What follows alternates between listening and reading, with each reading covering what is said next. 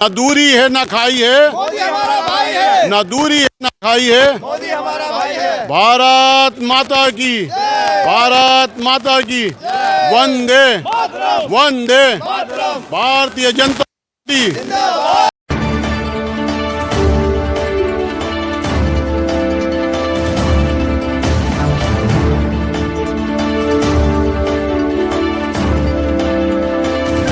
NCR हलचल में एक बार आपका हार्दिक स्वागत है। हम ऐतिहासिक रामलीला मैदान के मंच से अभी हम चांदनी चौक लोकसभा के प्रभारी इरफान मिर्जा जी से इस आज विशेष अवसर पे जो शपथ ग्रहण कार्यक्रम संपन्न हुआ है मैं बातचीत करना चाहूँगा और आगे 5 साल इनकी पार्टी दिल्ली को कैसे सजाएगी इसे पूछते हैं। इनसे हमारा वार्तालाप राष्ट्रीय कार्यालय पे भी हो चुका है, हुआ है और चुनाव में कई दौरान हुआ। इनका दावा था कि अब की बार हमारी पार्टी सरकार बनाने जा रही है।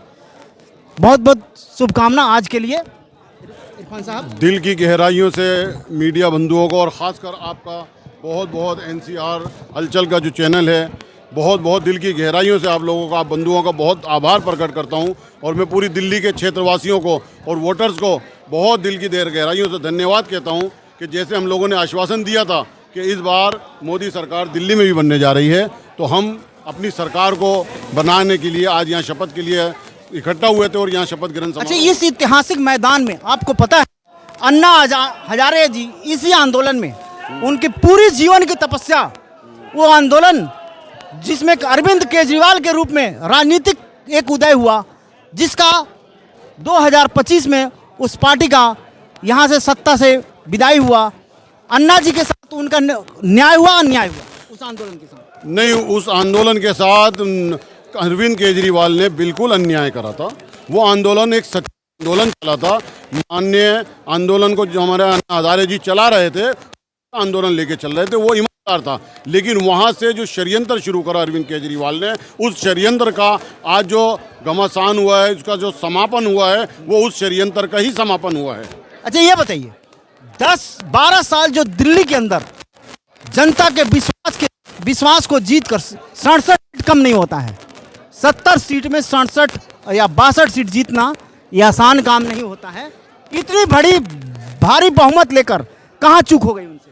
नहीं, उनसे जो चूक हुई है, देखिए कई घोटाले उन्होंने करे हैं। शराब घोटाले को लेकर चूक हुई। पब्लिक के अंदर, पब्लिक के साथ जो उन्होंने विश्वासघात किया है, जो उन्होंने अपने वादे करने के बाद वो वादे नहीं निभाए हैं, वो बहुत बड़ी चूक हुई है उनसे। अच्छा, ये बताइए, ये अब के चुनाव में मैं वहाँ भी पूछा था, क्या ये भारतीय जनता पार्टी के तरफ अल्पसंख्यक खासकर मुस्लिम समुदाय जो वोट नहीं करता था, ये मिथक इस बार यहाँ टूट चुका?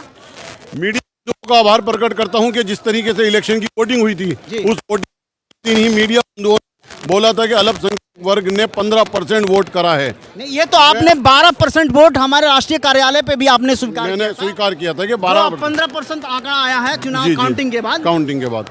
मैं आपका ध्यान अपनी एक संस्था आरएसएस की जो एक विंग है मुस्लिम राष्ट्रीय मंच, उसकी तरफ दिलाना चाहता हूं। हमारा मुस्लिम राष्ट्रीय मंच दिल्ली के अंदर यही काम करता है, आपस में समन्वय करना। हमने छोटे छोटे पॉकेट्स के ऊपर मीटिंग्स करी है, वकीलों के साथ मीटिंग करी, डॉक्टर्स के साथ मीटिंग करी, टीचर्स के साथ डोर टू डोर जाकर हम लोगों ने मीटिंग करी है। और उसी का ये परिणाम आज हम पूरी दिल्ली में देख रहे हैं कि 48 सीटें लेकर फुल बहुमत से हम सरकार बनाई है आज हमने।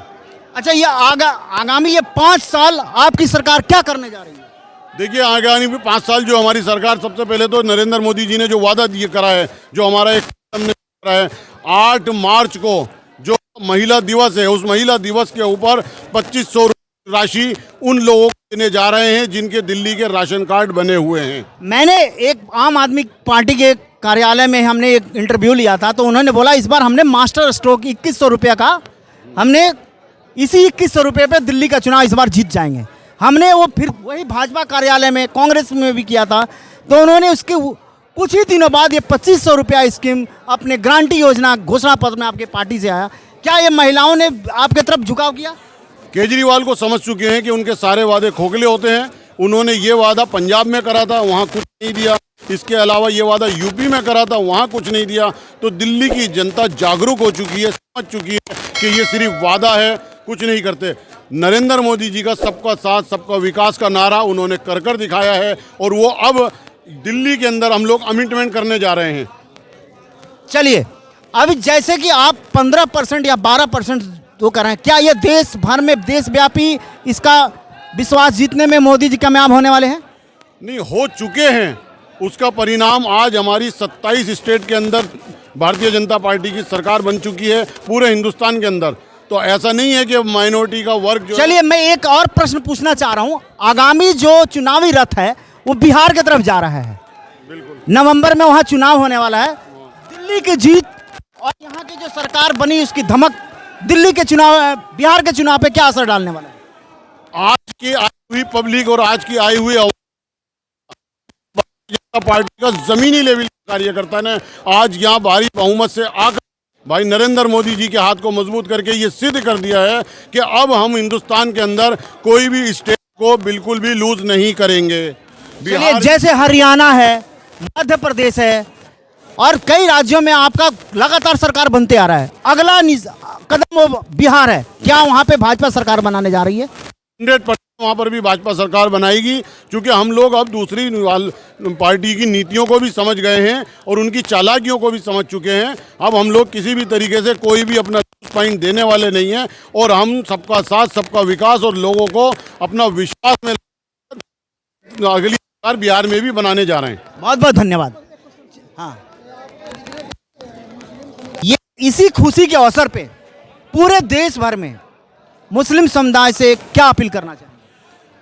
मैं इरफान मिर्ज़ा, दिल्ली का चांदनी चौक पूरे मुस्लिम वर्ग से मैं ये अपेक्षा भी करता हूँ और ये आह्वान भी करता हूँ कि आपने सब जगह देख लिया, अपने आप को बेचकर, अपने आप को ज़ाया कर कर एकमात्र भारतीय जनता पार्टी एक वाहिद पार्टी है जो ये कहती है सबका साथ, सबका विकास और सबका प्रयास। और उसकी मिसाल नरेंद्र मोदी जी ने घर घर सिलेंडर देकर भी कर दी है, आयुष्मान कार्ड बनाकर भी कर दी है और आवास योजना बनाकर भी उसकी मिसाल कायम कर दी है कि हर किसी भी तरह की स्कीम जो अब तक 140 स्कीम लागू हो चुकी हैं नरेंद्र मोदी जी की तरफ से, किसी भी एक के अंदर कोई भेदभाव नहीं है। अच्छा, चलिए, मैं एक लास्ट क्वेश्चन में वाइंड अप करूंगा।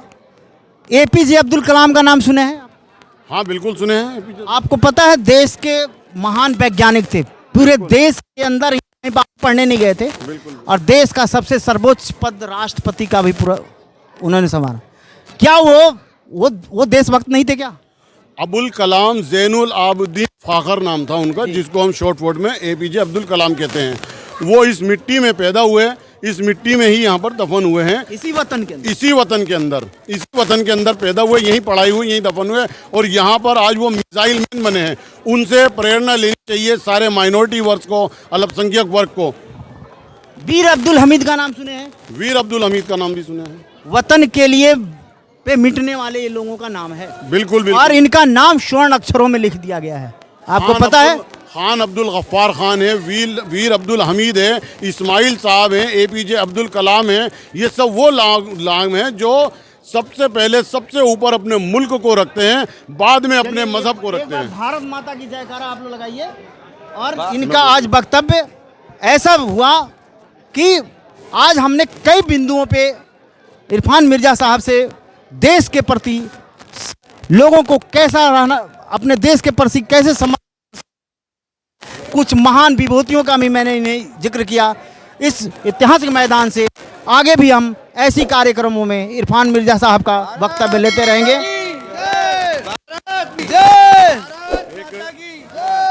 न दूरी है न खाई है, मोदी हमारा भाई है। न दूरी है न खाई है, मोदी हमारा भाई है। न दूरी है न खाई है, मोदी हमारा भाई है। भारत माता की, भारत माता की, वंदे वंदे। Bharatiya Janata party, Bharatiya Janata party. जय हिंद, जय भारत। अभी हम रामलीला मैदान से अशोक गुप्ता जी से विचार सुनना चाहेंगे। ये सनातन परंपरा के ये ध्वजक हैं और हमारी देश की विशेषता है, जैसे एक पेड़ के अंदर कई प्रकार के पत्ते, फूल, रंग, हम ये सारे अंग हैं। चाहे इधर वो देखिए, चाहे इधर ये देखिए, ये देश की हमारी विशेषता है। कोई मालाधारी होगा, कोई वो होगा, ये हम इस देश की यही विशेषता है, इस मिट्टी का यही रंग है। आज इधर भी उत्साह से भरे हुए हैं, आज गुप्ता जी भी उत्साह से भरे हैं। आप बताइए, आज कितनी खुशी है आज इस ऐतिहासिक मैदान से आपको? आज सच्चाई की जीत हुई, झूठ की हार हुई। पहली बात तो रेखा गुप्ता जी, नरेंद्र मोदी जी ने ऐसा छोड़ दिया कि रेखा गुप्ता जी को मुख्यमंत्री बनाया। नरेंद्र मोदी ऐसे एक प्रधानमंत्री है, 140 करोड़ युवा के धड़कन, जो देश का नाम रोशन किया है, 140 करोड़ जनता की सर ऊंचा करा है। उस हीराबाई माँ को भी मैं धन्यवाद देता हूँ, वो अपने बेटे के सिर पे हाथ नहीं रख के गई, 140 करोड़ जनता के सिर पे हाथ रख के गई हैं। नरेंद्र मोदी जी ने वो काम कर दिया, दिखाया जो कोई नहीं कर सकता, जो 70 साल में नहीं हुआ, जो 11 साल में के कंजरीवाल जी कहता हूँ मैं से, इसने कंजरीवाल ने लोगों को झूठ की, इतना झूठ बोलने का काम किया, कुछ कहने की यही रामजिला गिरोंड है, यही अन्ना का आंदोलन था, अच्छे आदमी रास नहीं आए से। अच्छा ठीक है, ये आपने बोला रामलीला मैदान ऐतिहासिक मैदान है, यहाँ से शंखनाद होता है, चाहे वो कोई भी आंदोलन हो उसका निष्कर्ष जरूर निकलता है। आपने अन्ना हजारे जी का आंदोलन भी यहाँ से देखा था, देखा जी। उस आंदोलन के साथ न्याय हुआ, अन्याय किया? अन्याय हुआ है जी। कैसे हुआ? ऐसे है कि जो गुरु का ना हुआ, उसके साथ बैठा हुआ था ये कुमार विश्वास, शांति भूषण, योगिंदर यादव, किरण बेदी, बारिश हो रही थी यहाँ पे, किरण बेदी झंडा लहरा रही थी, इसको अच्छे आदमी रास नहीं आए, संजय सिंह टिकट भी ले किया। अच्छा एक बताइए, सेब सड़ जाता है ना तो पूरे सेब को सड़ा देता है, इसने तो क्या केजरीवाल जी के साथ जितने शुरू में ये लोग लगे थे, जितने आपने नाम रखा, एक एक करके इन्होंने धीरे धीरे लोगों को ठिकाने क्यों लगाया? अच्छे आदमी थे ना वो, इसके ये खालिस्तान कौन ये लोग अच्छे थे या केजरीवाल जी अच्छे थे? केजरीवाल तो कंजरीवाल जी अच्छे, केजरीवाल तो एक नंबर झूठा आदमी था। जो अपने गुरु का ना हुआ, बच्चों का ना हुआ, कहता था जनता दरबार लगाऊंगा, जनता दरबार से भाग जाऊंगा, वीआईपी कल्चर नहीं लूंगा, वीआईपी कल्चर लूंगा, बच्चों की सौगंध खाऊंगा, कांग्रेस से संबंध नहीं करूंगा। जो बच्चों का ना हुआ, जो 75 साल के ये अन्ना हजारी, इसी आंदोलन में कहता था। कैसे नहीं हुए? दिल्ली की पूरे लोगों के हो गए 67 सीटें ऐसी दे दिया था दिल्ली की जनता। दिल्ली की जनता ने कांग्रेस से दुखी थी, तो एक हमारे चौधरी प्रेम सिंह थे, कहते थे कुत्ता भी खड़ा हो जाएगा वो कांग्रेस से जीत जाएगा, तो कांग्रेस से दुखी थे। बाबा रामदेव ने आंदोलन किया यहाँ पे, और कैसे अन्ना हजारी ने आंदोलन। चलिए अभी अगली सरकार से आपको 3 उम्मीदें बताइए क्या है? हमारे अगली सरकार डबल इंजन की सरकार बनी है। अच्छा। ऊपर केंद्र, नीचे ये मोदी जी की सरकार, ये काम होंगे। अब किसी पे कोई आरोप नहीं लगाएगा कि मोदी नहीं करने दे रहा या एलजी नहीं करने दे रहा, तो अब काम होंगे।